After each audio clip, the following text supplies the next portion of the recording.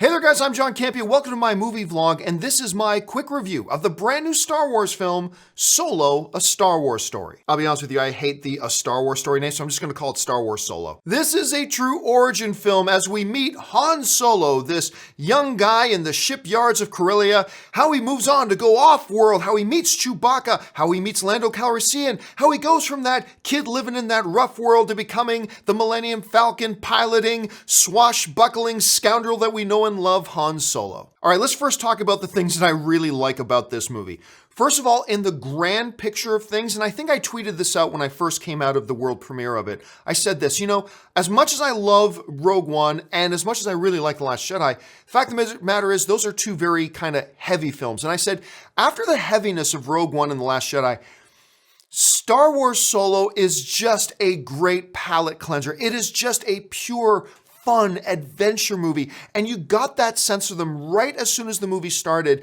They kind of introduced you guys, hey, this is the kind of movie this one is, a fun adventure, and they just crush it. And of course, one of the big question marks going into this film was, can somebody, anybody, play the role of Han Solo whose name isn't Harrison Ford, let alone this kid that a lot of people had never heard of before, Alden Ehrenreich. Now, I was one of the few guys that I was very excited when I heard that Alden Ehrenreich got the role because I loved him in Hail Caesar, even though I didn't like that movie. I thought he was terrific in it, and I thought he would do a pretty good job.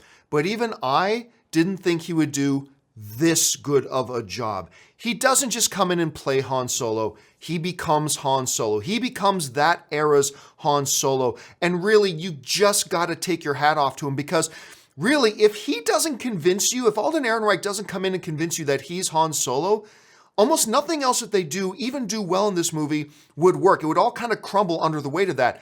But he does convince you that he is Han Solo, and he becomes one of the real strengths of the movie. And playing off Ehrenreich's ability to play Han Solo comes the absolute best thing about this movie. Without question, to me, the very best thing of Star Wars Solo is the chemistry, dynamic, and relationship between Han Solo and Chewbacca. They captured it perfectly. And going beyond that, let me just talk about Chewbacca for a second. I've mentioned this before, but coming out of the first Avengers movie, a lot of things that the critics were buzzing about was, finally, we get to see the Hulk we've always been waiting for. And that was true. But coming out of Solo, one of the first things in my mind was, we finally get the Chewbacca we've all been waiting for. And I'm not going to give anything away, but Chewbacca is definitely one of the stars of this film. And getting back to the original point, that the relationship and chemistry and dynamic and the nature of the relationship between Han and Chewie is so perfectly captured as you're watching it in its genesis, in its very beginning. You can see where their relationship goes from there. Every time these two were on screen together and interacting was just one of the highlights of the film. I absolutely adored that part. Now, if one of the things that everybody's really questioning was whether Alden Ehrenreich could play Han, everybody was just flat out excited the moment it was announced that Donald Glover was going to be playing Lando. Did he live up to it? Oh, hell yes, he does. Listen, the first scene or two that Donald Glover is on screen as Lando, I swear to God, if you close your eyes and just listen, not just to the voice itself, but the inflections in the voice, the way he spoke, you would have been forgiven if you actually thought Billy D. Williams secretly got into the movie and was playing Lando again. Like, you totally would have bought into that. Donald Glover totally embodies the spirit of Lando Calrissian, all the good and all the bad things about it. He just captured it. So then seeing him on there, now interacting with Han and Chewie, it just made for a really, I'll use the D word, delightful experience. Some other notable things I really like. The music in the film was used perfectly, both the new original stuff and when they decided to pick and use old Star Wars music, they picked and used it at the exact right time.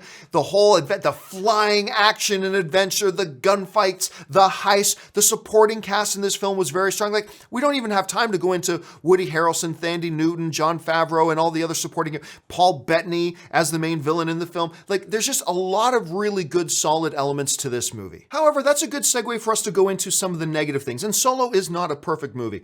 For example, the first act, there is some clunkiness. You may have seen some other people tweeting about this, and I agree with them. There's some clunkiness in the first act.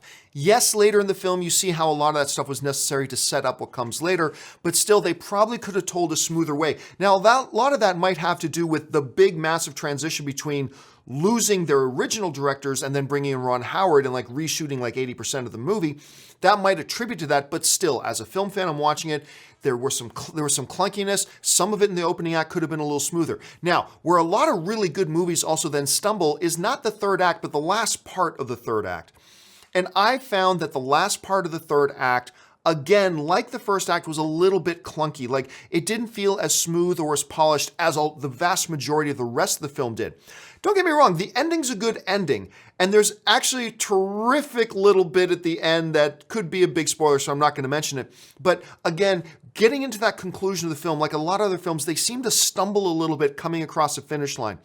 Solo does cross the finish line, but not as smooth as the rest of the vast majority of the film does. And if I'm going to complain about anything else, it would be, man, it could have used even more Han and Chewie screen time, but they did give you a lot, and that part was great. Listen, overall, Solo is not a perfect film. It's not a film that's going to be in the discussion of, is this top 5 movies of the year when the end of the year comes around? No, but what it is a pure, fun, summer adventure sci-fi film. That's what they were going for. That's what they absolutely crush. We do get to see Han Solo on screen again, being played by Alden Ehrenreich. The dynamic between Han and Chewie is wonderful. The action, the adventure is wonderful. Good supporting cast all around. Look, it's just a fun movie that I think a lot of people are going to have a really good time watching.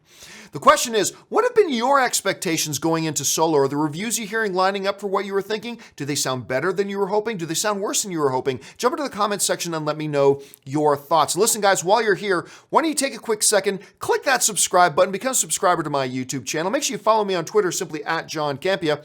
That'll do it for me, guys. Thanks a lot for joining me. My name's Jon Campea, and until my next video, bye-bye.